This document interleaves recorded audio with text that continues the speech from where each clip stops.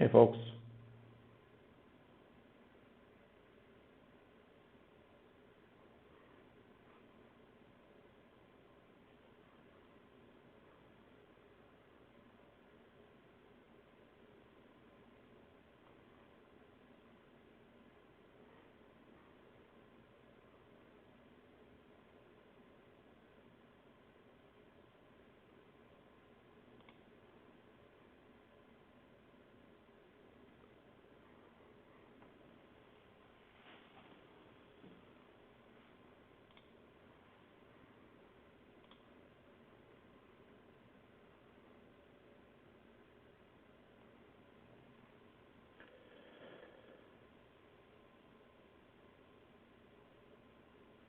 Well, I'm just going to go ahead and get started here. Welcome to Cold Street Game Vault. My name is Chad, and tonight I'm going to be opening up some Flesh and Blood products. We just got in our first Flesh and Blood product ever. This is going to be a box opening for the Arcane Rising set, and I'm looking forward to getting into this game. I'm new to the game, and I am hoping to learn it and be able to teach it to the folks that come to play at the store.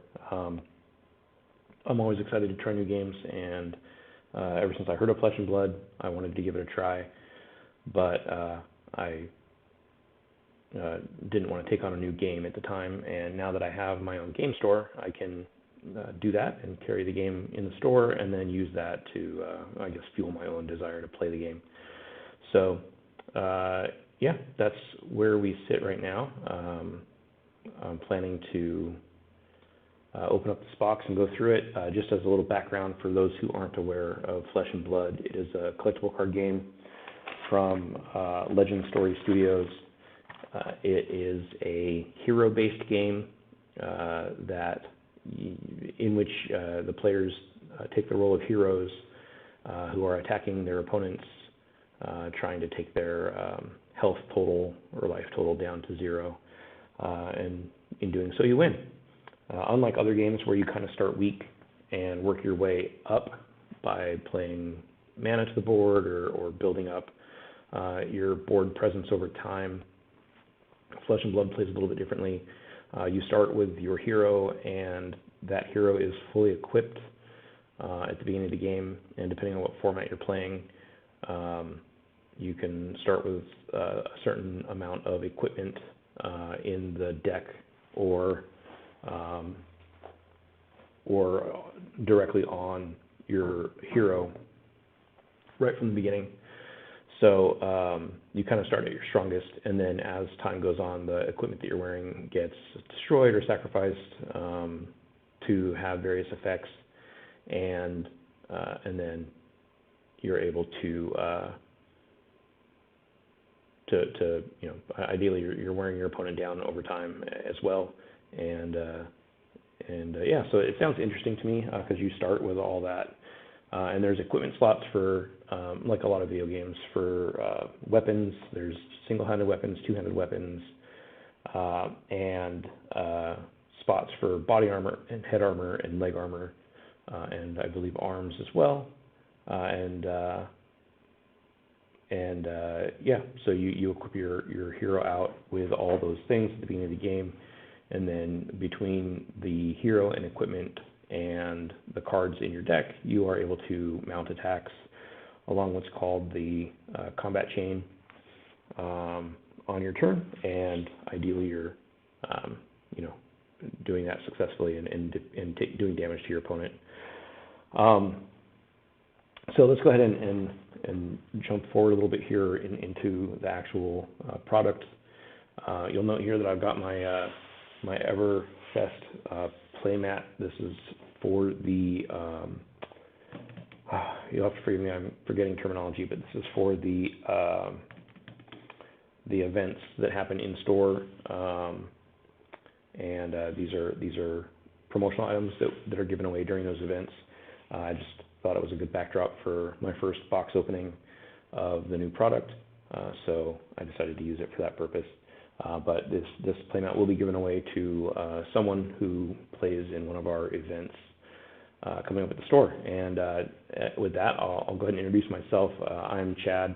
I'm the owner of Coal Street Game Vault here in Enumclaw, Washington, and we are a board and card game shop, specializing in hobby board games and collectible card games. We carry a vast selection of games from all across the hobby board gaming world. We have a vault. This is actually, the name is Coal Street Game Vault, and I am actually sitting in our vault, or one of our vaults. We have two. This vault is a rental space that's available for rent for 4-hour blocks. And our other vault is our game library, which has our collection of board games that are ready for play. We have many tables out in our main space, as well as the tables here in this vault. And the table fee for the tables out there is $5, and you can sit and play games from our vault as long as you like. You can bring your own games in. You can bring food in. We prefer that you use our local restaurants in the area, but honestly, you can bring in whatever food you like. So, yeah, come play some board games. We have a full calendar of events, and our website is coalstreetgamevault.com, and you can find our event calendar there. We're starting up Dungeons and Dragons in February. We should be starting up Flesh and Blood tournaments or events as soon as this weekend. I have to get on the ball and get that up on the Flesh and Blood site. We are an official gem store, so we are able to get these cool promotional items and get our product in as well.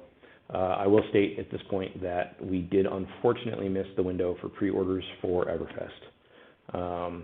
So we are not going to be getting any of the first edition, to my knowledge, and we will likely not get even the unlimited Everfest product when it releases. So I have it set up that I'm going to order it as soon as I can. My distributor knows that I want it, and they'll get it to me as soon as possible. But unfortunately, I missed that window and am unable to be right on the ball with the new set. So moving forward, I plan on supporting the game and carrying the product as soon as it's available from the set following Everfest on. And again, I'll support Everfest as soon as I'm able to. So with that, let's go ahead and get into this box. I did actually want to go over some of what Flesh and Blood is and how it plays, as far as I'm aware, at least. I did state earlier that I am new to this game, and so I don't know a whole lot about it. I've never played it. The first time I held cards in my hand was yesterday when they arrived in the store. And so I've watched a couple of videos, so I have a decent idea of how the game plays. I wouldn't really know how to go about constructing a deck from scratch, but I do have a couple of the Tales of Aria Blitz decks. I do have those in stock as well, so if anybody needs a Blitz deck, then they are here. Not a huge supply of them, and not a huge supply of the booster packs either, but enough that I feel comfortable opening up a box of this, as well as maybe a box of the Tales of Aria set. So, but for tonight, I'm only going to open the Arcane Rising set. I guess I'll put there. I will apologize ahead of time. Also, I'm under a fluorescent light. Not the best lighting situation, but it's what I have at the moment. I will do my best to avoid the glare spots with anything that's foil or glossy, so that it doesn't blind out the camera.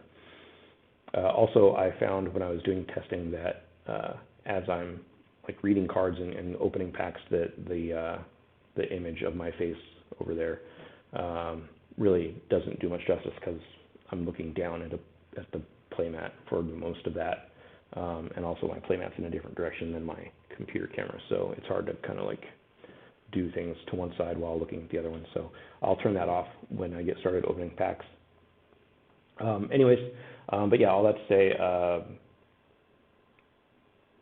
I'm looking at these cards with a moderate understanding of how the game plays and what the cards do, but thus far I've only looked at a couple of the Blitz decks from Tales of Aria and nothing else. So yeah, let's get into it, and we'll learn through this together. And I kind of thought that's why I would do these live streams, because it'll be helpful for me to go through the cards and figure out what they do, and I'm hoping that maybe somebody else will find some usefulness in that as well, coming from someone who has a minor understanding of the game, someone who's just starting. So hopefully with that idea in mind, we can go ahead and get moving here. I'll go ahead and pop this camera off so I can get into just the box detail. I will also, I'm kind of using this software for streaming, but so I have a YouTube window open and the software window open, and I am in the chat if anybody pops into the stream. Currently there's anybody here, but this will also be posted onto the YouTube channel as well, so no need to worry about that. You can always catch it in the future, it just won't be live, and that's not a problem. So let's go ahead and get into this box. All right, taking off the official Legend Story Studios wrapping off of the box, and we'll get into it. So, as to my understanding of the game, there is two types of sets, or two releases for each set. There is a first edition release and an unlimited release. The first edition release is for those who are early in on the set. It's the very first release, and it has premium items that the non-first edition release does not. So it's more valuable in general. Then they release an unlimited release, and that is printed until they decide not to print the set anymore altogether. So I also have a couple boxes of the, I'm not going to forget what it's called.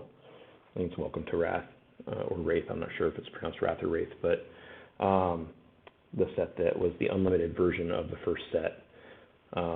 And that is about to go out of print, apparently. So anyways, I only have unlimited product. Again, I just got my gem status after I made my initial order, and I missed all the pre-release windows for any kind of first edition product to start with. But I'm not necessarily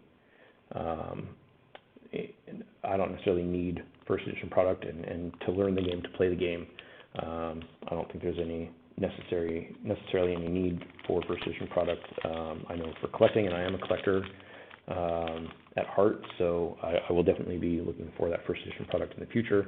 But for now, let's get started with our first Arcane Rising booster pack. The reason I wanted to open this box first is I saw somebody else opening a box of something, I can't remember what set it was, and they had well, here it is, the Mechanologist faction in that set, and I like the idea of that. So in our pack here, we have a Mechanologist weapon pistol. It's two-handed. It has an action: remove a steam counter from Teklo plasma pistol and attack.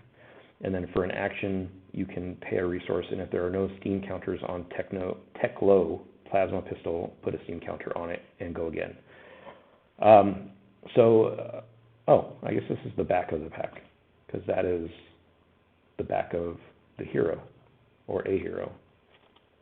Azalea is a ranger hero, a young ranger hero with 20 life and 4,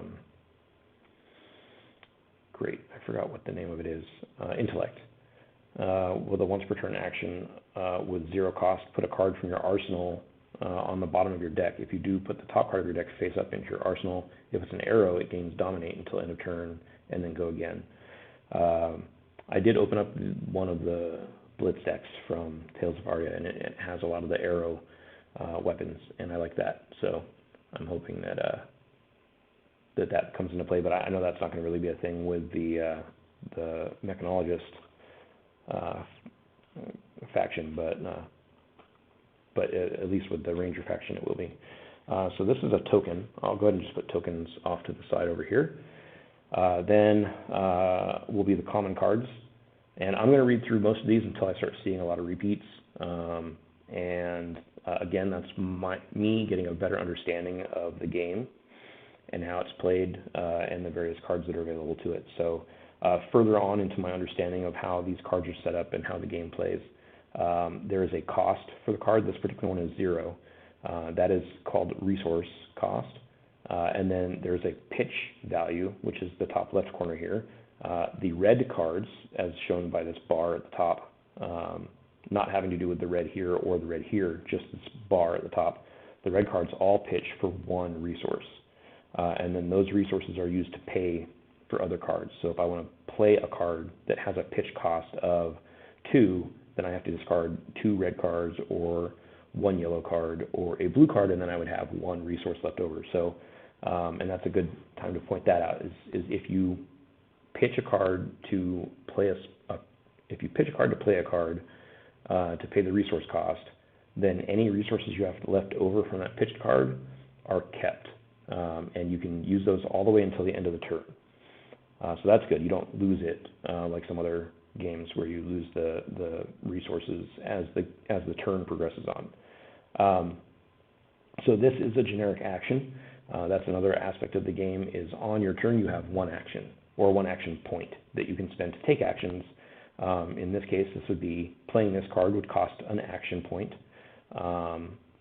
And it would cost 0 resources. So I could just play this one for just that 1 action point. And it says the next time you play an action card with cost 0 or greater this turn, gain 1 action point and go again. So that means that I can gain additional action points by playing future cards or by playing my next card. And this card gives me the ability to play another action, because go again means gain 1 action point. So I use my action point that I start the turn with to play this card, and then this card gives me an action point by having go again on it, and then whatever the next action card I play is, as long as the cost is 0 or greater, which is an interesting terminology because I don't think there's any that cost negative points or negative resources, but so they should all be 0 or greater.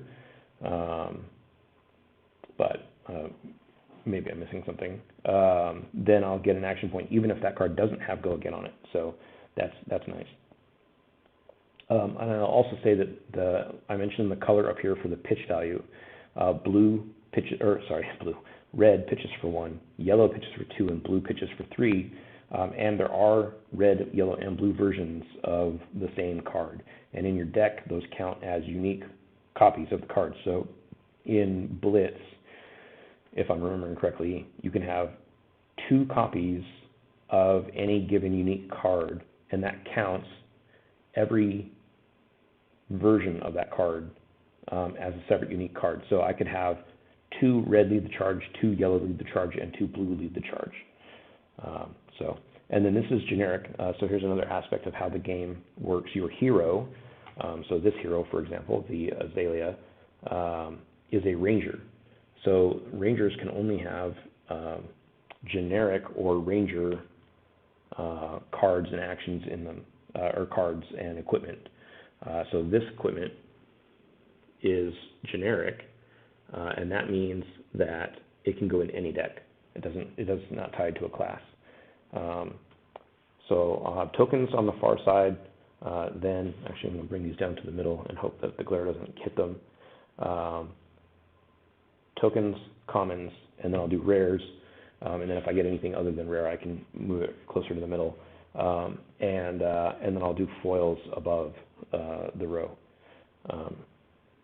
Yeah. In fact, just to make sure there's plenty of room, I'm going to put the tokens just up here, probably over here, and then I'll put the commons on the far side. There we go. Common, rare, anything other than rare, and then foils above. All right. The next card is a yellow card. It's Rifting. It has it's a 2-cost card, and like I said, yellow pitches for 2. So this is a 2-cost card, and if Rifting hits, you may play your next non-attack action card this turn as though it were an instant. So instant cards can be played anytime as long as you can pay their pitch value, and they don't require an action. So that means that you can play an attack card, or sorry, a non-attack action card without using an action point if this card hits. And what that means is that I can pay the two non-action points, the 2 resource points, and my 1 action point that I have from the beginning of the turn, and I can play this onto the combat chain to initiate an attack. And this card attacks for 5 power, and if I were to use it for a defense, it has a defense of 2. But I would put this on the combat chain, and it has 5 power. And then my opponent can play defensive cards, and then we can both react to everything that gets played. And then once everybody's done reacting and playing defensive cards and further, reaction cards, then you evaluate the total power versus the opponent's or the defender's total defense, and whatever the balance is, as long as the power is greater than the defense, whatever the difference is, that damage is done to the opposing hero. If the defense is greater than the power, then no damage is done to anybody. And then at the end of the turn, if you have further action points at that point, you can play additional attacks. And then once you, you play additional attacks and they build on the same combat chain, and each one of those attacks is a link. But you can play non-attack actions that interrupt the chain, but you can still, on that same turn, if you have enough action points, play additional actions beyond that and start a new chain. But then at the end of the turn, all of the cards that are in the combat line or combat chain as a whole will go to your discard pile. I think that's how that works. Anyways, this one means that if this hits, once that particular link of the combat chain is resolved, then your next non-attack action card can be played as if it were an instant, meaning it doesn't use an action point to play. Interesting, I thought.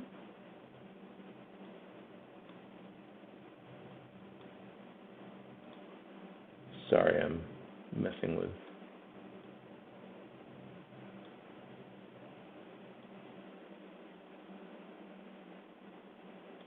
All right, I thought I had a viewer, but I guess not. There we go. That's probably what I want to see there. Okay, so rifting. Yeah, we've talked about rifting. It's also a generic action, and it's an attack. And so there are actions and attack that have different categories, but attack is the common one. This one is a generic action, and then this one is a generic action attack. Next up is Fate Foreseen. Oh, sorry, that's not a red card, that's common. Fate Foreseen is also a yellow. It has a 0 resource cost. It has Opt 1. Opt is something I haven't seen before. So look at the top card of your deck. You may put it on the bottom. Okay, that's interesting. It's a generic defense reaction. So you can play that as defense. And I suppose that means that when you play that as defense, you get 3 defense, but you also get to look at the top card of your deck, and you can put it on the bottom if you want. That's pretty cool. That effect is a very strong one in most card games. Vigor Rush is the next card, the next common. It is a red card. It has it costs 1 resource point. It is a generic action attack. It has 4 power and 2 defense. And if you played a non-attack action card this turn, then Vigor Rush gains go again. So that would be that situation where you play a non-attack action card, maybe before combat or after your first combat chain, and then you are able to, if you have another action point after that, then you can use that to play Vigor Rush, and then that Vigor Rush will give you go again, so long as you've already played a non-attack action. So that's pretty interesting. This is our first equipment. aside from the Teklo Plasma Pistol token. This is the Null Rune Gloves. Let's see, they're generic equipment for the arms, and they have 0 defense, which I always find is interesting, all these different pieces of equipment. I noticed this in the Blitz decks, was that a lot of the equipment had 0 defense, which I thought was interesting. You would think that any kind of armor that you're wearing anywhere, whether it's legs or arms or whatever, would have some kind of defense. So it has Arcane Barrier 1, that's also something that I haven't seen before. If your hero would be dealt arcane damage, you may pay a resource instead, and if you do, you prevent 1 arcane damage, that source would be dealt. That source would deal, sorry. Okay, so that's a way to reduce damage without actually having a defense value. You can just pay resources, meaning that you pitch cards. Interesting, okay. And I assume that because this is Arcane Barrier 1, there are things that have Arcane Barrier 2 or 3, so that you can prevent more damage. All right, our first rare card, also our first non-generic card. This is a Mechanologist action item, and it is Cognition Nodes. It's a blue card, our first blue card as well, so it pitches for 3. It's our first blue card, yeah. So it pitches for 3, it has a resource cost of 1. It has an action and pay 1 resource, so in addition to pitching the card, or to pitching a card to get resource points, you also have to have resource points to use the action. So you have to play the card and then pay the resource points to use the action in addition to that. And if there are no steam counters on Cognition Nodes, put a steam counter on it and go again. So items might be different than anything I'm used to. Maybe items stay in play. I'm not sure. And then a once per turn attack reaction, remove a steam counter from Cognition Nodes, and target attack action gains. If this hits, put it on the bottom of your deck. So that kind of saves it, because anything that's on your combat line goes to your discard pile at the end of the turn. So this lets you take one of those attack action cards and instead put it on the bottom of your deck, which all your pitch cards go on the bottom of your deck at the end of your turn. So instead of being discarded and out of the game, then your card is saved from discard and goes to the bottom of the deck. That's pretty interesting. But I'll have to figure out how items work, because that's something that I haven't really seen yet as far as those things in action. Oh, and that's a rare card. Okay, next up is another rare. It is also a non-generic. It's a Runeblade action. It's yellow, and it has it costs 2 resource points. Your next Runeblade attack this turn gains +2 power, and it has create a rune chant token, which is an aura with when you play an attack action card or attack with a weapon, destroy rune chant, and deal 1 arcane damage to target opposing hero. So that is where the Null Rune Gloves come into effect. They stop the arcane damage that these rune chant tokens do, and then this also has to go again, and it also has a defense value of 3, and it's also a rare. Okay, we have another common. This is a generic action attack, Back Alley Breakline. I'm not sure if I said the name of that card. That last card was Oath of the Arknight. Anyways, this one is Back Alley Breakline. It's blue. Oh, it's a foil, which is pretty snazzy. Let's see if we can get a good. Got some. If I go just a little bit too much, I have that. There we go. So that's cool. I kind of expected the rares and foils to be at the back of the pack. There's quite a few cards left here. So, anyways, it has a resource cost of 1. If an activated ability or action card effect puts Back Alley Breakline face up into a zone from your deck, you gain 1 action point. And then it has 3 power and 2 defense. And this is a generic action attack. Interesting. So if anything, let's just go into anywhere face up, then you get an action point. That's cool. Oh, and that's a foil, so I can put that up here.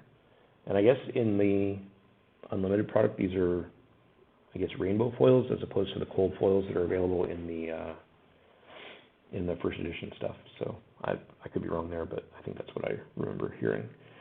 Next up, we have Ridge Rider Shot. It has 0 cost. It's blue, and so it pitches for 3.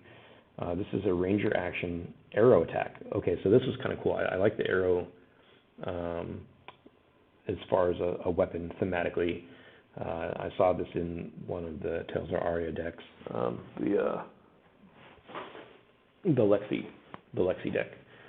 And I just pointed out like I have that camera on and I don't.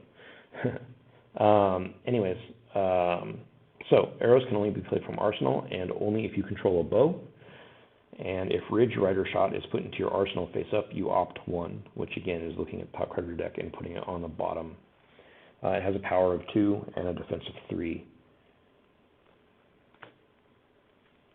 Throttle is our next card. It is also a common. It is a mechanologist action attack. It has a resource cost of 2, and it has an ability called Boost, which I haven't seen before. So as an additional cost to play Throttle, you may banish the top card of your deck. If it's a mechanologist card, Throttle gains Go Again. Okay, and then, yeah, and it's got a power of 6, which is cool. That's pretty high, and a defense of 3, which is also pretty high. Yeah, that's neat.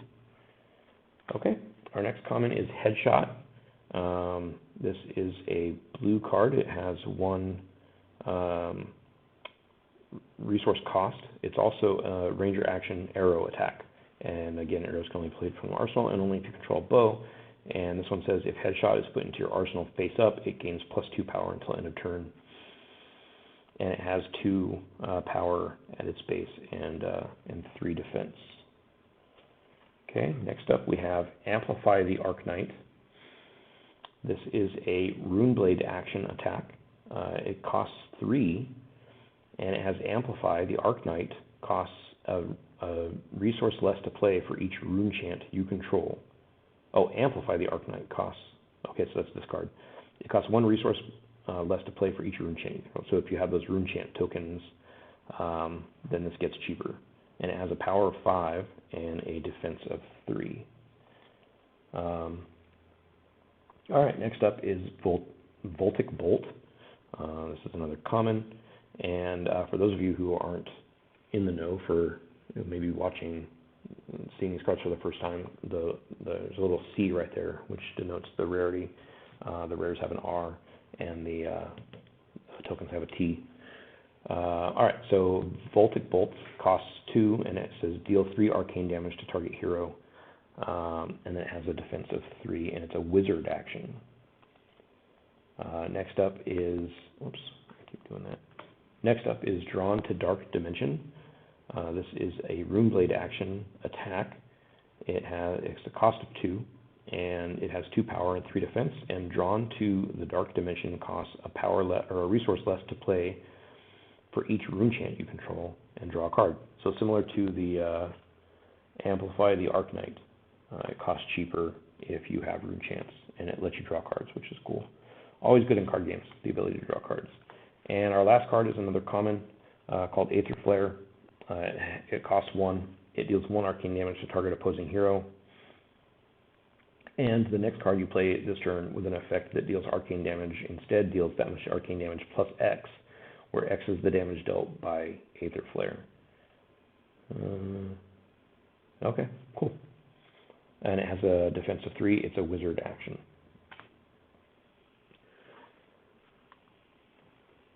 Whoops.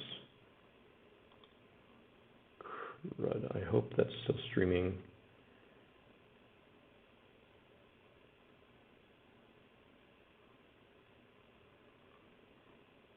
Okay, sorry if I cut out there. I think I'm still going.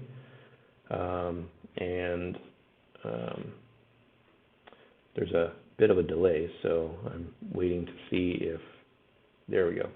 All right, so I'm still going, and I apologize if there was a little blip there. Right, so I'm going to get over to this window and do this. So that was the first booster pack. I'm going to speed up the process a little bit here. This is taking a while, so I want to make sure and not overstay my welcome. So I'm going to start speeding up. I will still be reading through all the cards. I might come back later and speed up the video, but we'll see how it goes.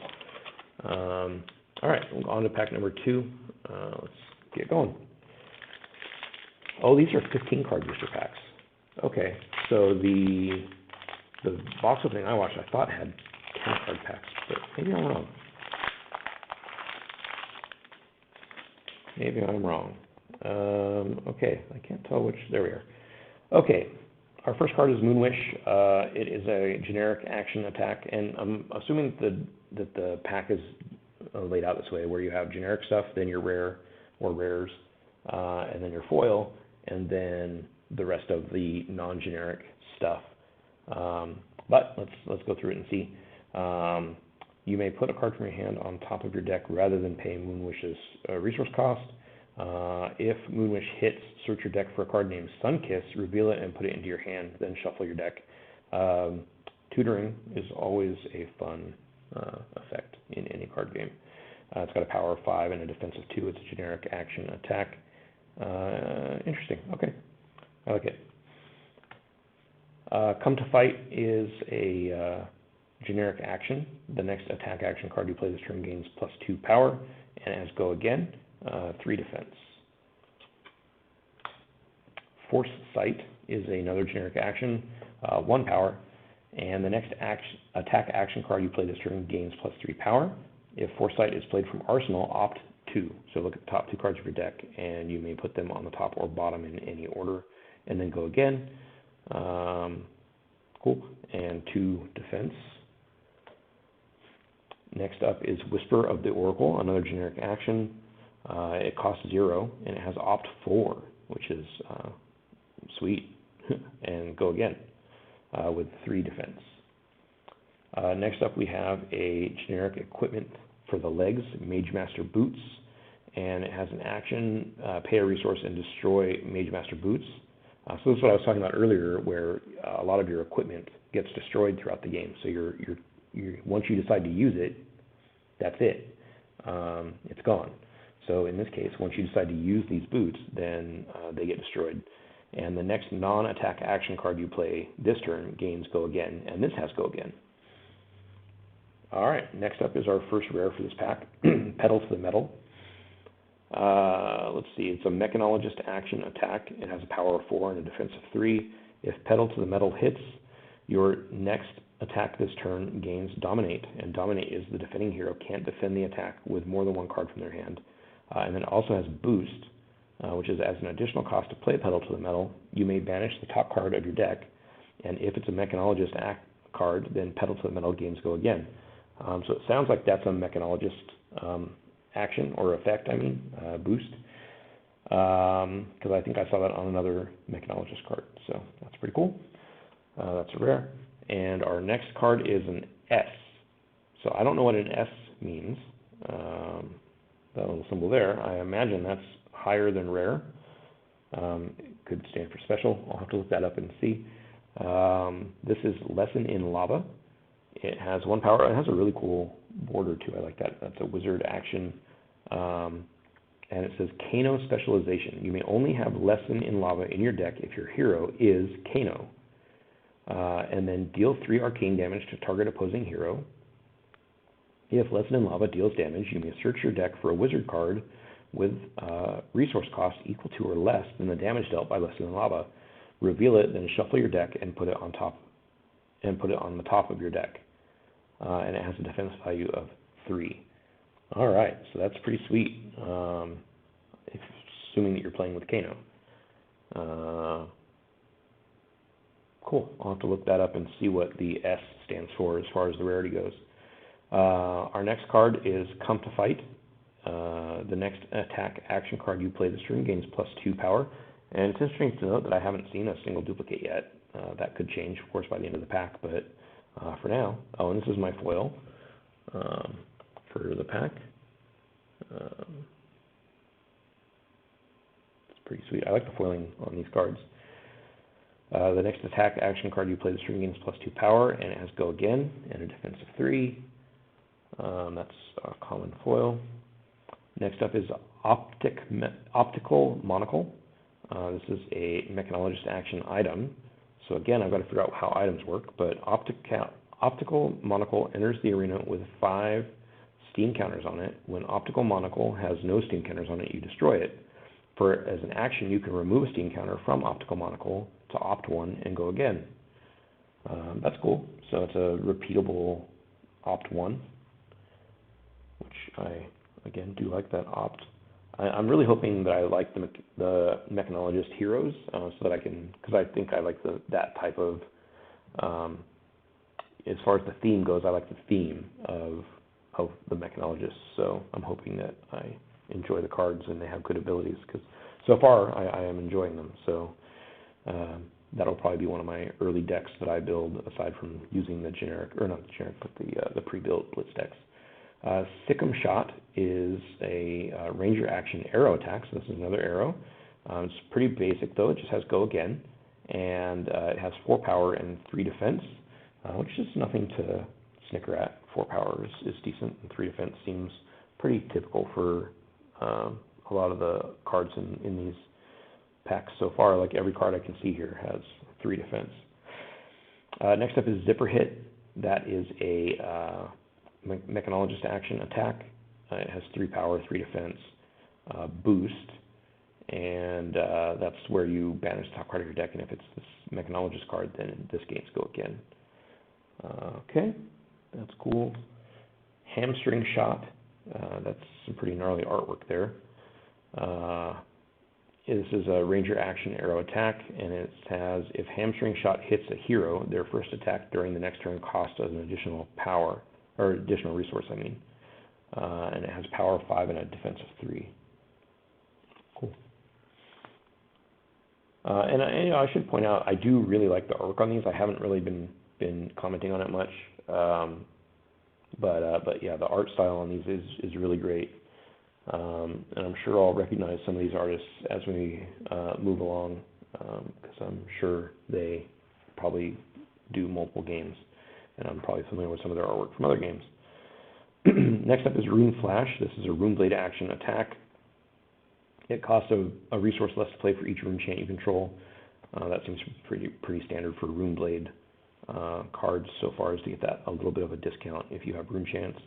And it has go again, and it has a power of 3 and a defense of 3. Okay, next up is Index. This is a wizard action. Look at the top 5 cards of your deck, put 1 card from among them on top of your deck, and the rest on the bottom of your deck in any order. So that's a little bit of sifting through the top of your deck to try and find something that is going to be helpful to you. This also has a defense of 2. Next up is Blood Spill Invocation.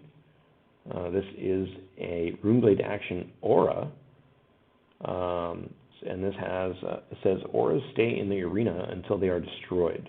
So auras come out, they stay out unless something destroys them. And it has go again, and then when an attack action card you control hits, destroy Bloodspill Invocation, then create 3 rune chant tokens. Okay. And then when your hero is dealt damage, you destroy, you also destroy Bloodspill Invocation. It has a defense of 2. So either if you attack and hit, then you destroy this invocation, and you get 3 rune chant tokens, or if your hero is dealt damage, you destroy this without getting 3 rune chant tokens. And lastly, we have a token. This is Dash, a young Mechanologist hero, and you can start the game with a Mechanologist item with cost 2 or less in the arena. Okay, that's pretty sweet. And the back of this is a ranger weapon bow. It's 2-handed, and with a once per turn action of pay a resource. And if you have no cards in your arsenal, you may put an arrow card from your hand face up into your arsenal. And if you do, draw a card and then go again. That's a pretty cool weapon. I like that. I'll put that token up there. Okay, on to the next pack.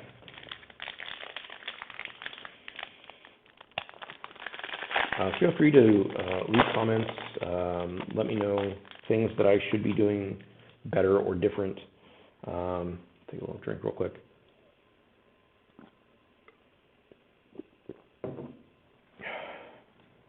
Because this is the first time I'm doing this, so I recognize this is running a bit long. So I'm going to try and, like I said, I haven't hit any duplicates yet, so I haven't had a reason to go quicker. Rifting might be a duplicate, I can't remember now, but this is a generic action attack. If it hits, you may play your next non-attack action card as though it were an instant. That sounds familiar. Next up is Sunkiss. Oh, that's that one that the Moon one searches for. So this says gain 3, that's intellect, so that means you get a bigger hand for your next turn. That's cool. I wonder if when you gain 3 intellect, if that's a permanent thing, or if you just get it for that turn. But either way, it's still cool. If you played a card named Moonwish this turn, you draw a card, and Sunkiss gains go again. Sweet. So you use the Moonwish to search for the Sunkiss, and then Sunkiss gives you more cards and lets you draw a card and go and take another action. I like that a lot.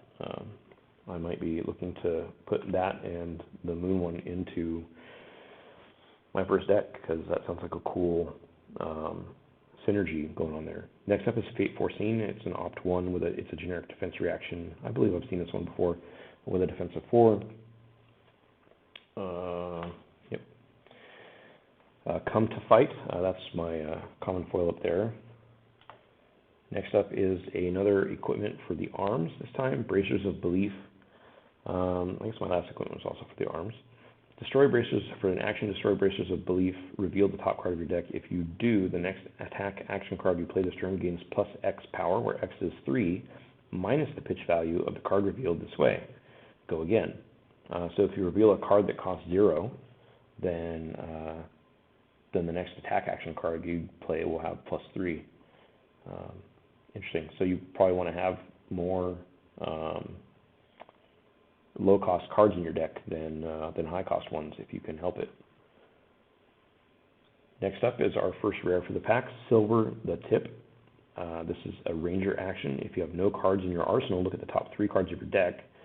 You may put an arrow card from among them face up into your arsenal, then put the rest on the bottom of your deck in any order and go again. It's a defense of 2 and a power, a resource cost of 1. So that's pretty cool. A way of getting arrows into your arsenal. I like that. And another rare, Aether Spindle. This is a wizard action. It deals 4 arcane damage to a target opposing hero, and it has Opt X, where X is the damage dealt by Aether Spindle. And that's cool. I like that a lot. And next up is Null Rune Hood. This is our foil for the pack. That is a pretty sweet foil. I like this piece of art a lot. The blue and the hood and the orange from whatever's going on in front of this guy is really sweet. This is the same. We've had this equipment before, right? Null Rune Hood. Cool. I like that in the foil a lot. Next up is Locked and Loaded. This is a Mechanologist action. The next Mechanologist attack action card you play this turn gains +1 power, and if you have boosted this turn, opt 1. And then it has go again and a defense of 3. Next up is Salvage Shot. This is a ranger action arrow attack. And if it hits it, you put it on the bottom of your deck when the chain link resolves. So again, when your chain link resolves, you put the cards into your discard pile, but this effect lets you take this particular arrow and put it into your onto the bottom of your deck instead, saving you from having to discard it and keeping your deck full of cards. Next up is Throttle. This has boost. Banish top card deck with Mechanologist. Then this gains go again. It has a power of 4 and a defense of 3. It's a Mechanologist action attack. Next up is Voltic Bolt. We've seen that one before. Drawn to the Dark Dimension. We've seen before. Zap looks like a new one. It's a cost of 0. It's a wizard action, and it deals 1 arcane damage to a target hero with defense of 3. Read the Runes is next. Create 2 Runechant tokens. Okay, that's cool. It's a Runeblade action, cost 0. Nice, and it has a defense of 2. And finally, we have Azalea again. So that's pretty neat. So I guess that each pack comes with a hero and weapon combo token, and that way you always have a hero. So this is Azalea again. And then our weapon on this Azalea. So there's different, these are the same Azaleas? Yeah, these are the same Azaleas, but they have a different weapon on the back. That's pretty handy. And it makes for a lot of different versions of these tokens, so that's cool. Nebula Blade is a rune blade weapon. It's a sword, it's two-handed. Once per turn action, pay two resource points and attack. And then if Nebula Blade hits, you create a rune chant token. And if you played a non-attack action card this turn, Nebula Blade gets +3 power until end of turn, and it has a base power of 1. That's pretty cool. I like it. All right, next pack. As we go through, obviously I'm going to hit cards that I've seen before, and I'm going to start bypassing them a little faster. So Sunkissed we've seen. Vigor Rush, if you've played a non-attack action this turn, Vigor Rush gains Go Again. I think we've seen that before. It's a generic attack with 4 power and 2 defense. Fervent Forerunner, this looks new. It's a cost of 0. It's a generic action attack. If Fervent Forerunner hits, then opt 2. And if Fervent Forerunner is played from Arsenal, it gains Go Again. So that's another aspect of this game that's interesting, is I believe it's this spot right here on the mat. At the end of your turn, when you're getting ready to pass to your opponent, you can take 1 card from your hand and play it face down into your arsenal so that you can use it on a future turn. So this one, if you play it from your arsenal, then you get a Go Again, and then this has a power of 2 and a defense of 2. Next up is Ravenous Rabble. I believe this is the first time we've seen this one as well. Reveal the top card of your deck. Ravenous Rabble gets -X power, where X is the pitch value of the card revealed this way. And it starts with a power of 5, and it has Go Again, and it has a defense of 2. Interesting. So again, this is one of those things that wants you to have low-cost cards in your deck. So I imagine that's a strategy that some people play, is low-cost cards and then effects like this, where it's a low cost itself, and it does an insane amount of damage for that cost. Crown of Dichotomy is a rune blade equipment for the head. It has an action, pay a resource point to destroy the Crown of Dichotomy, and put a target rune blade attack action card and target rune blade non-attack action card from your graveyard on top of your deck in any order. Then it has that Arcane Barrier 1. That's pretty cool. I like that. Oh yeah, I like that. So you can either use it for its Arcane Barrier over and over again, or at some point you can use the action to get an attack and non-attack action card back to your deck out of your graveyard. Our first rare is Enchanting Melody. It costs 2, and it has Go Again. And if your hero would be dealt damage, instead destroy Enchanting Melody and prevent 3 damage that source would deal. At the beginning of your end phase, destroy Enchanting Melody unless you have played a non-attack action card this turn. And then this is a generic action aura, and as we saw earlier, auras stay in play until they're destroyed. So this comes out and stays in play unless you prevent some damage to your hero, or if you don't play a non-attack action card in your turn. Next up, another S card. Again, I have to look up what S stands for. This is an Induction Chamber. It costs 2. It's a Mechanologist action item. And again, I've got to look up what items do, or how they work anyways. And it has an action, pay a resource, and if there are no steam counters on it, on Induction Chamber, put a steam counter on it. I feel like I've seen this card. Have I seen this card? Interesting. And then once per turn reaction, maybe not, remove a steam counter from Induction Chamber and target Mechanologist pistol attack gains Go Again. No, I haven't seen this. I just don't think I have. That's interesting. Okay. Yeah, so your pistol, this pistol here, which already has Go Again, but oh, nope, not the attack part. Okay, that's cool. Another S card. Cool. Our foil card is Fate Foreseen.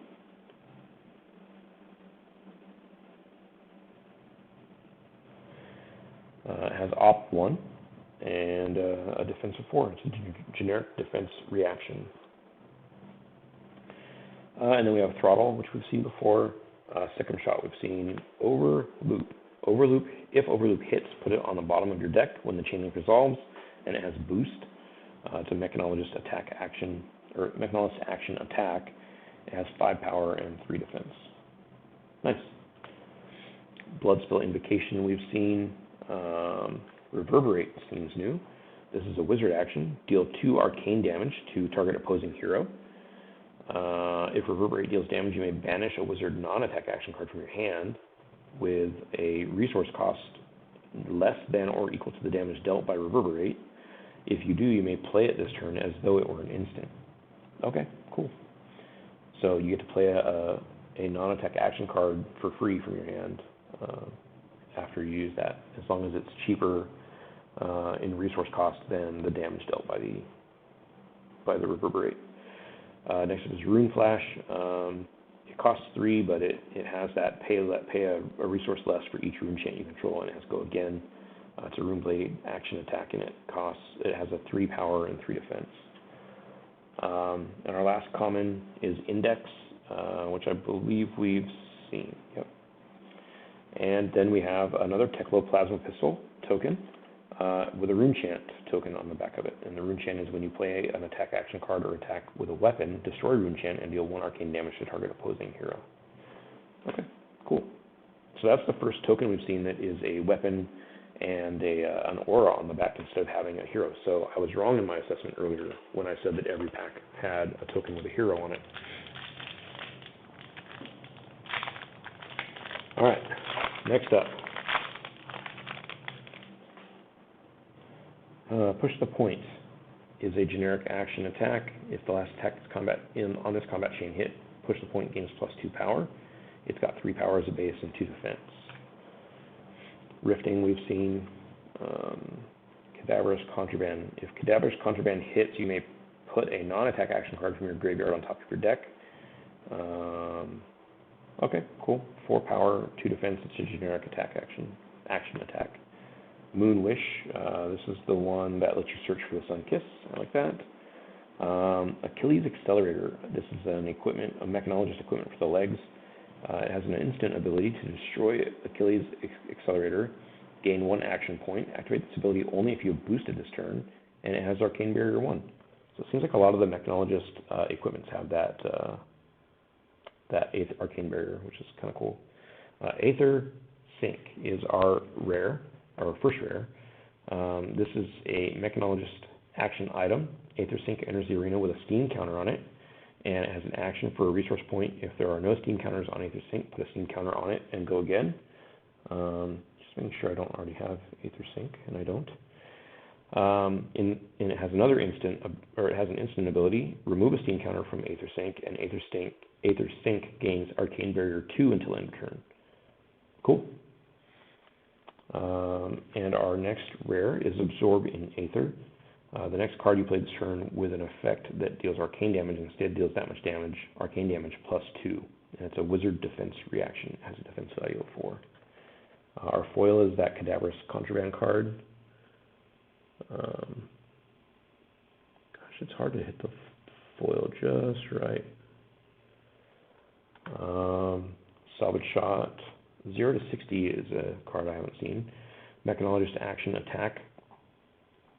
It costs 0. It has boost on it. And it has a power of 4 and a defense of 3. Ridge Rider Shot. Locked and Loaded. The next Mechanologist attack action card you play this turn gains +3 power. And if you boosted this turn, you opt 1, and it has Go Again. I think we've seen this one before. It's a Mechanologist action with a defense of 3 on it. Read the Runes. Zap deals 2 arcane damage to target hero. It's a wizard action with a defense of 3. And then Drawn to the Dark Dimension we've seen. Nebula Blade we've seen, and Rune Chant we've seen. Alright. And now I think I will probably skip past reading the names of every card, if I've already seen it, and just move on to new things. Force Sight looks new. The next attack action card you play this turn gains +1 power, and if Foresight is played from your arsenal, opt 2 and go again. It has a defense of 3. It's a generic action. Yep, seen that one. Null-Rune Boots is our next equipment. This is a common Arcane Barrier 1. If your hero would be dealt arcane damage, you may pay a resource instead. Oh, we've already talked about Arcane Barrier, so we know what that does. Nice, and these don't ever break. That's cool, unless something, I assume there's stuff in places that can break things. Take Cover is a ranger defense reaction, and it has reload. If you have no cards in your arsenal, you may put a card from your hand face down into your arsenal. And it has a defense of 4 and a cost of 0. Reactions cost, but they don't take an action point. Oh, that's a rare. Okay, that's my rare, or my first rare. So if I recall that correctly about the reactions. And then I have another rare, Irina's Power. Oh, no, sorry, Irina's Prayer.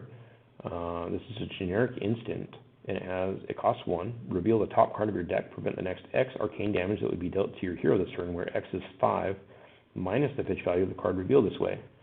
So again, one of those things that wants you to have low-cost items in your deck.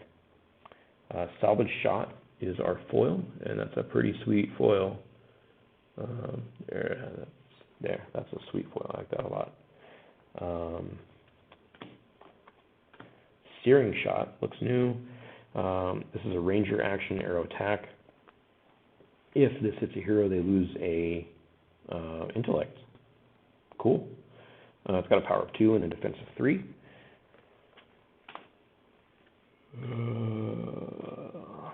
Spellblade Strike is a Runeblade action attack, and you get to create a Runechant token. It has a power of 2 and a defense of 3, cost of 1. Another hero. This is Viscerae. Whenever you play a Runeblade card, if you have played another non-attack action card this turn, create a Runechant token. Nice. And the backside is Crucible of Aetherweave. That is sweet. It's like a dragon staff breathing a crystal fire. Cool.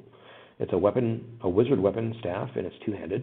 Once per turn instant, you can pay a resource, and the next card you play this turn with an effect that deals arcane damage instead deals that much arcane damage plus 1. Nice.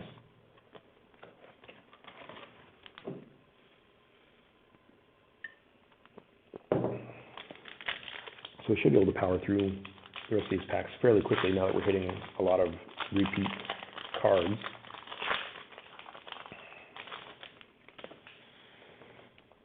All right. Whisper of the Oracle. I feel like I've seen that before, but it's opt 2 and go again. It's a generic action with a defense of 3. Mage Master Boots is my equipment for this pack. It's a generic equipment for the legs. It has an action, pay a resource and destroy the boots. The next non-attack action card you play this turn gains go again, and this has go again. I might have seen that before. Next up is our first rare. It's a ranger action called Take Aim. The next ranger attack action card you play this turn gains plus 3 power, and it has reload. If you have no cards in your arsenal, you can put a card from your hand face down into your arsenal, and it has go again and a defense value of 3. And then we have another Pedal to the Metal. Which, oh, yeah, that's right, those are S's. But we've had Pedal to the Metal already, yep. But this is the red version. The other one I had was yellow. So let's take a moment. This is the first time I've actually noticed that we have both versions of the card. So we have the red and yellow ones. Let's see if I can get these up here pretty. There we go. Okay. So they both cost 2, and they both do identical effects, and they both have the same defense, but the red one has a power of 5 and the yellow one has a power of 4. So that's the only difference. So for that extra pitch value, you lose a power on the attack. All right. Let's see. Oh, our foil is Headshot. So these foils are, oh yeah, there you go. You can see the blood splatter really lighting up there. All right, moving through Rune Flash. It's just a go again with that rune It costs less to play if you have Rune Chance, both what we've seen. Yep. And then we have the Death Dealer weapon token and another Rune Chant. Tokens are interesting. In a collectible card game, double-sided tokens are an interesting idea, especially when they have different, there's different combinations.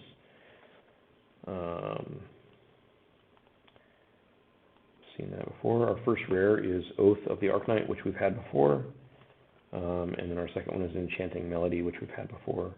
And then our foil is a Throttle.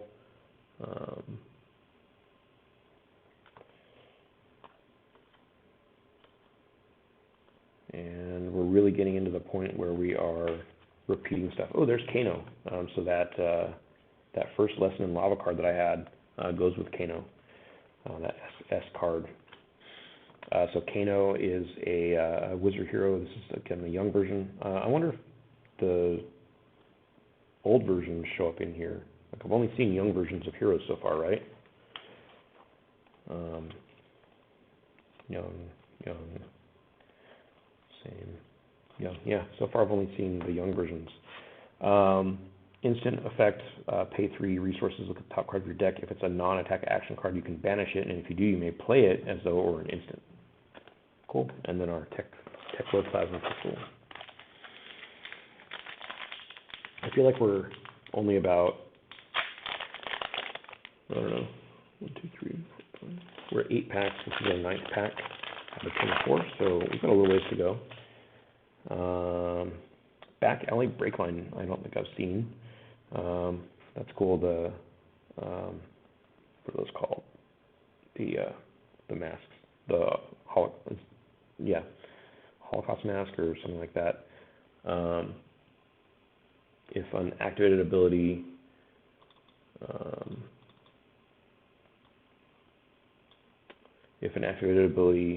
or action card effect puts Back Alley Breakline face up into the zone from your deck. Oh, yeah. Okay, we've seen that before. Moonwish. The Rune Gloves we've seen. Our first rare is Reduced to Rune Chant. This is a Runeblade Defense reaction. Reduced to Rune Chant costs a resource left to play for each Rune Chant you control, and you can create a Rune Chant token with it. It has a defense of 3. And then Blazing Aether is an M, so this would be Majestic, I believe. So that's sweet.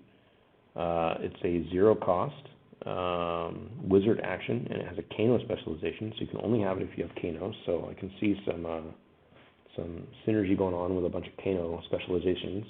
I haven't seen specializations for anything else, though, so that's interesting. This deals X arcane damage to a target hero, where X is the amount of arcane damage you have dealt to that hero this turn. And it has a defense of 3. That's pretty sweet. Okay, and we have our first foil rare. This is Arena's Prayer, which we've seen before. It's pretty cool foil. I like that's the stained glass. It's pretty sweet. Next up is Dissipation Shield. So I haven't seen this one yet, I don't think. It comes in with 4. It enters with 4 steam counters on it. And at the beginning of your action phase, you destroy this unless you remove a steam counter from it. And then it has an instant ability, and destroy it the next time your hero would be dealt damage this turn, prevent X damage, where X is the number of steam counters. So the earlier you use this, the better it is, but it degrades over time as the steam counters get taken off. That's cool. I like the thematics of these cards are pretty sweet, I must say.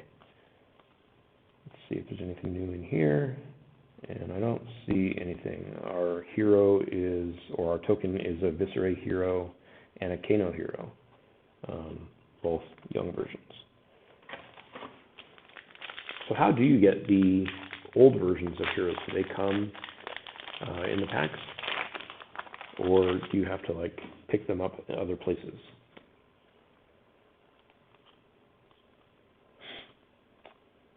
Oh, that's new. This is a head equipment generic, Talismanic Lens.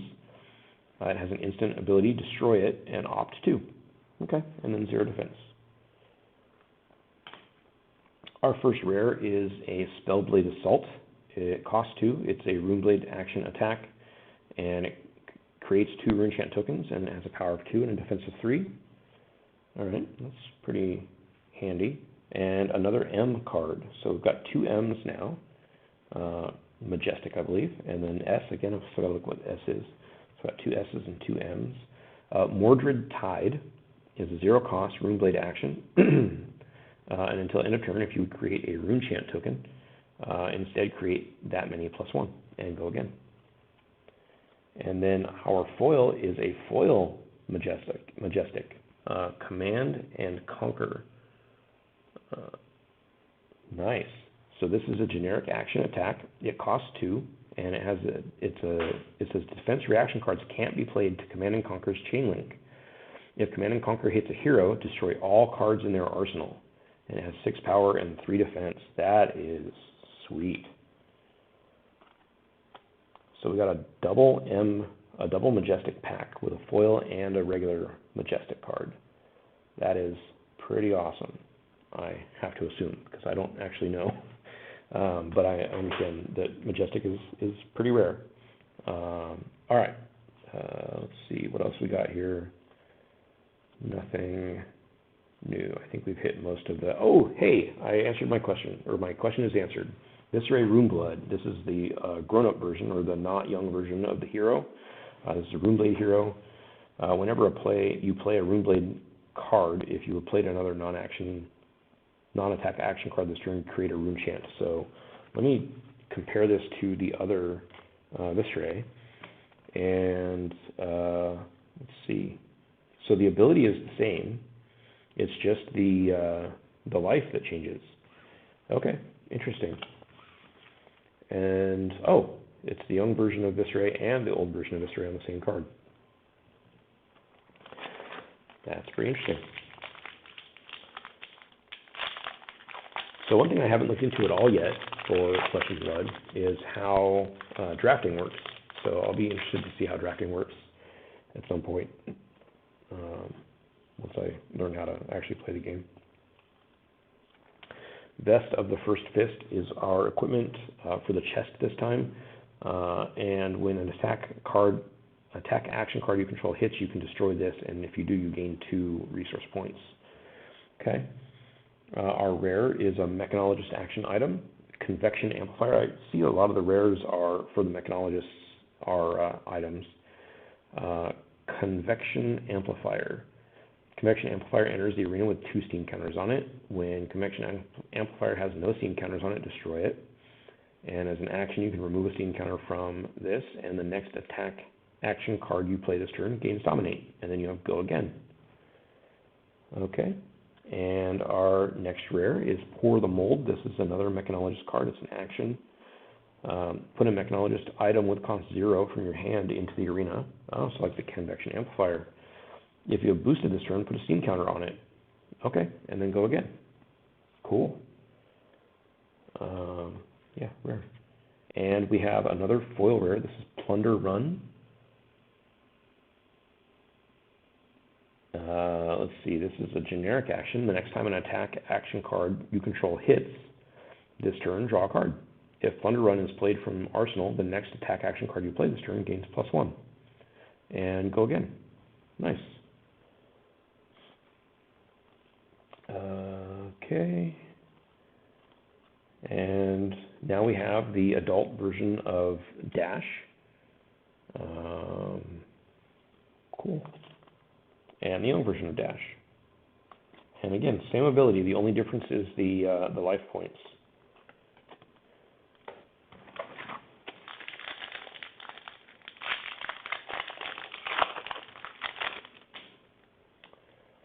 All right. This is fun going through all these cards and seeing them for the very first time and not really knowing too much about how the game plays. We've seen Null Rune Robe. There's a Plunderer Run, so we just have the foil of that, and another Pedal to the Metal. And then our foil is a Foresight. It's common. And there we go. And our token is a Azalea and Dash, both young versions.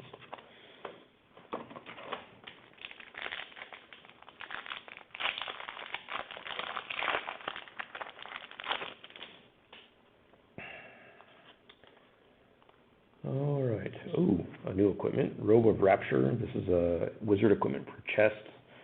It has an action destroy Robe of Rapture and gain 3 resource points, and it has Arcane Barrier 1. Cool. Another Plunder run. That one's blue. That one's yellow, and this is the red one.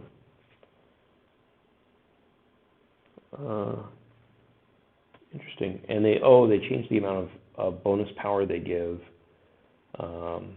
because of the difference in the value. And then there's another Oath of the Arc Knight. And then our foil is a common index.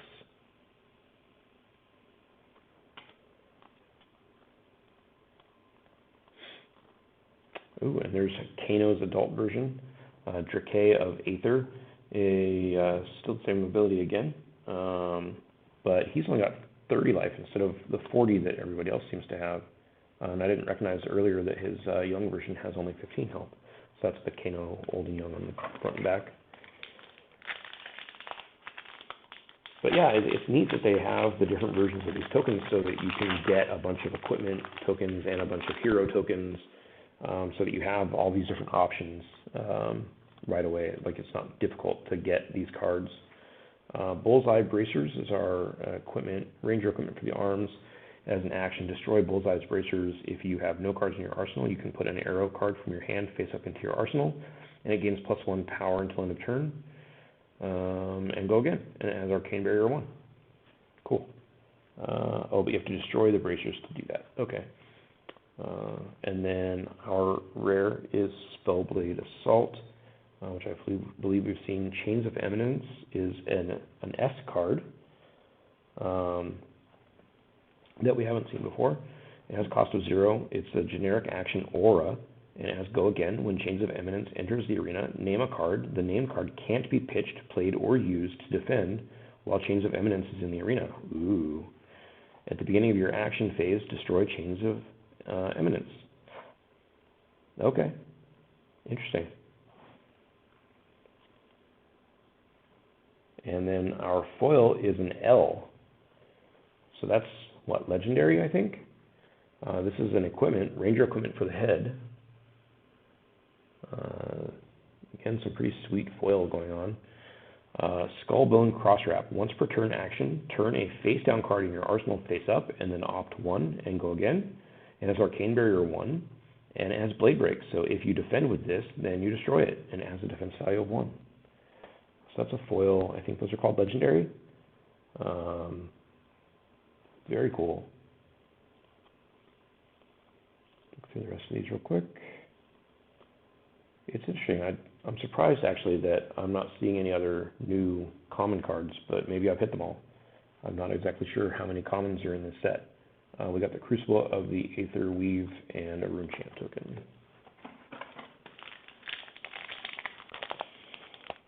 So I don't know what the breakdown of rarities is, 100%, but this seems like a lot of non-rare, like of S, M, and L cards so far. So I have to say that I'm pretty happy with that. My first rare in this pack is Take Aim, which I believe we've seen, and then Aether Spindle is a rare, and I don't think I've seen this one. Deal 3 arcane damage to target opposing hero and opt X. Oh, yep, we've seen that one. And then we have another foil index. Right, that is common. Yeah.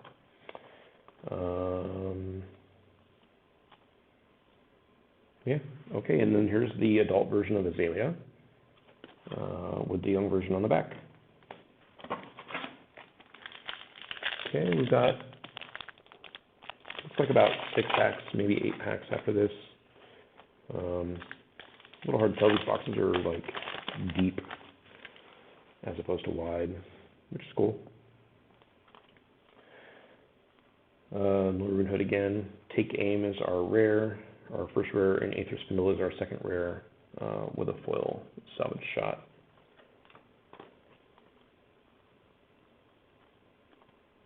Scalding Rain I don't think I've seen before.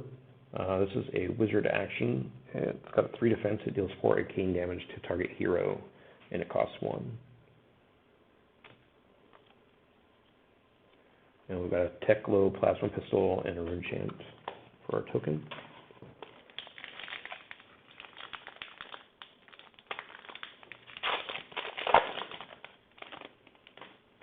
This is the first time I've actually noticed that the packs here say age 16 plus.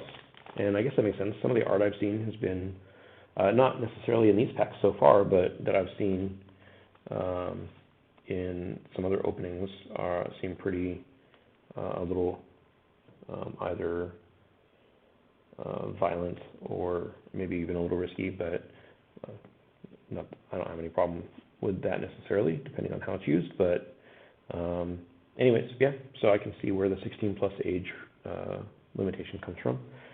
Crown of Dichotomy is our equipment. I believe we've gotten that one before.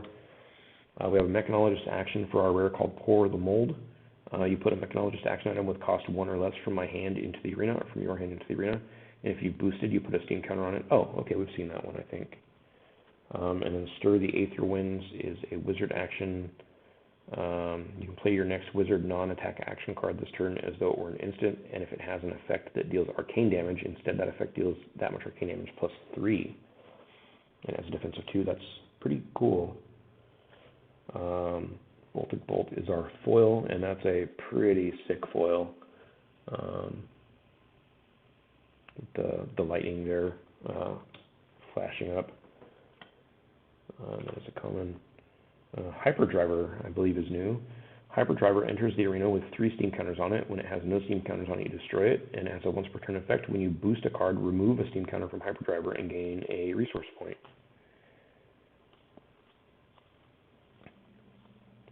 Yeah, I think I'm liking the. I'm definitely liking the Mechanologist cards, so I'm probably going to aim for a Mechanologist deck to start with.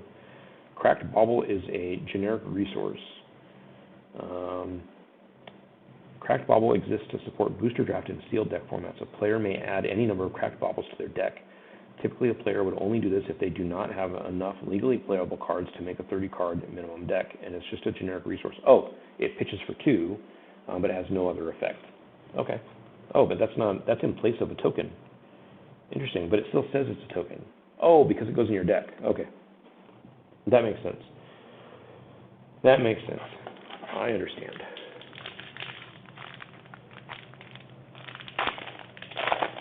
Silly me thinking these game designers didn't know what they were doing.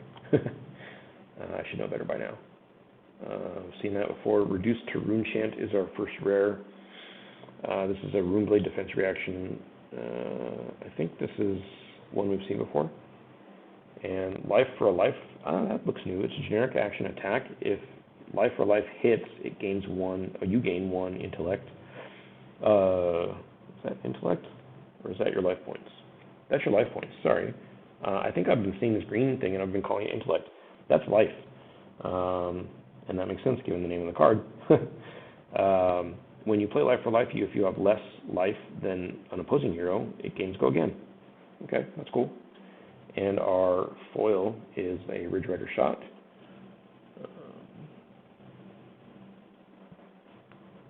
All right. And nothing else relatively new. Oh, I just put those on top of the foils. Ridge Rider Shot goes on the foils, and the rest just go on the commons. Nebula Blade and Rune Chant token for our tokens. And I realized, maybe, oh no, they're there. Sorry, I have Windows over Windows because usually I have a multi-screen setup, but where I'm streaming at the shop here in the vault, I only just have my laptop. So, yeah, I don't have the cool multi-screen setup to be able to like see all the different windows at the same time. Lead the Charge. I think I've seen that. Robe of Rapture we've seen. Oath of the Arknight we've seen as our first rare. Pedal to the Metal we've seen as our second rare. Foresight is our foil. Keep going. We're getting faster here. We're almost done. A Rune Chant and a Death Dealer for our token. It's like this plus maybe 4 more packs after this. And I've been streaming now for some time. Let's see here. Oh, we're at about an hour and a half, so that's quite a while. Back over this real quick. Make sure I have the controls. Okay, here we go. Bracers of Belief. This is a generic equipment for the arms. Action, destroy braces of belief, reveal the top card of your deck. If you do, the next attack action card you play this turn gains +X power, X is 3 minus the pitch value. Okay, we've seen that. Our rare is absorb in Aether. The next card you play this turn with an effect that deals arcane damage instead deals that much arcane damage +2. It's a wizard defense reaction. Interesting. So you play this as a defense card, and then the next thing, if you play another card that has, but you're in defense, maybe, I don't know, I'll have to look at other arcane damage cards and see if any of them other ones do damage on defense. There's another Oath of the Arcanite, and then our foil is a foil life for life. Again, the foiling on these is super cool. And that one in particular, I really like that foil. Lightning and like mist and that kind of thing really are cool in my book. There's another cracked bauble as a generic resource. Okay, we're almost done here, down to our last few packs. Last 4 packs, technically. See what we get. Braces of Belief. Take Aim is our first rare. Stir the Aether Winds is our second rare. And we have another foil rare, which is Take Aim. That's cool. Yeah, I think we must have all of the other cards. We might not have all the versions of them, like all the red, yellow, blue versions of them, but we have all the cards, so I believe, because I haven't seen a new common card in quite some time. Our last 3 packs here, and again, I don't know if this is like the proper or typical distribution in a box. I don't know if it's the same every time, or if it changes from box to box. Mage Master Boots, Plunder Run. We've had Endless Arrow. This is a Ranger action. Oh, this is another S card. Sweet.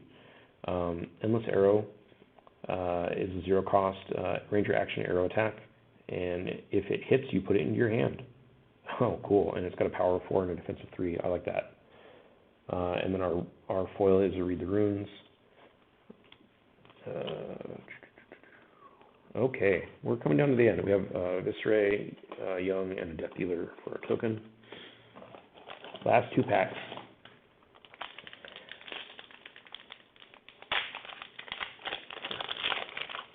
Okay, and as I'm going through this, I'll say that I've really enjoyed, I love opening packs anyways of games, so Spellblade Assault is our rare, and our second rare is Stir the Aether Winds. And then Push the Point is our foil. Oh, that's cool. The sword and the armor on the knight there. It's really awesome in foil. I've really enjoyed doing this. I hope that somebody else has gotten some, or somebody else will get some interest out of it. I haven't seen any chat. It looks like some people might have popped in, but maybe not. Hard to tell. I've never streamed before, so I don't know if anybody watched this live or not. Probably not. I didn't advertise it anywhere, so it would just be somebody happening upon it. Take Cover is our rare. I can't remember if I've seen this one before. It's a Ranger Defense Reaction Reload. I have seen Reload before. That's interesting as a rare. It doesn't seem super powerful, but it could be. And then Life for a Life is our second rare. And our last foil is really sweet, Robe of Rapture. It's common, but man, that foiling process on that artwork is awesome. And I believe that is it. We have Dash and a Crucible of Aetherweave for our token. So, yeah, hopefully, this has been enlightening to some people and help to others. Just as a breakdown, we got 1 L card. I believe that's legendary. Skullbone Crosswrap. We got 1 foil Majestic card, Command and Conquer. And we got 2 non-foil Majestic cards, Blazing Aether and Mordred Tide. We got 4 S cards. Go back to this. There we go. 4 S cards, and of course I'm hitting the glare spot now. by bringing the cards over here. So we got 4 S cards: Lesson in Lava, Induction Chamber, Chains of Eminence, and Endless Arrow, and then a bunch of rares, and then 4 foil rares, which again, I think I really like that. Arena's Prayer as my favorite one. So that's a breakdown of my box. I don't know if that's good or not. I hope it is. We'll see. And these cards are not mine personally. They're the stores, so these will be for sale probably in our case shortly, once I figure out how to price them and get those all set up. And then, as I said at the beginning of this, we are starting up our Flesh and Blood events soon, hopefully within the week. If not this Saturday, then next Saturday. I believe we're going to run our events at 2 p.m. on Saturdays, and I'll probably just do Blitz as the format for the first week, maybe even for the first 2 weeks. And we'll see what kind of turnout we get, and hopefully people can come out and play some Flesh and Blood with us. And yeah, I look forward to it. I hope that all of you are doing well, and have a good night, everybody. Thank you so much.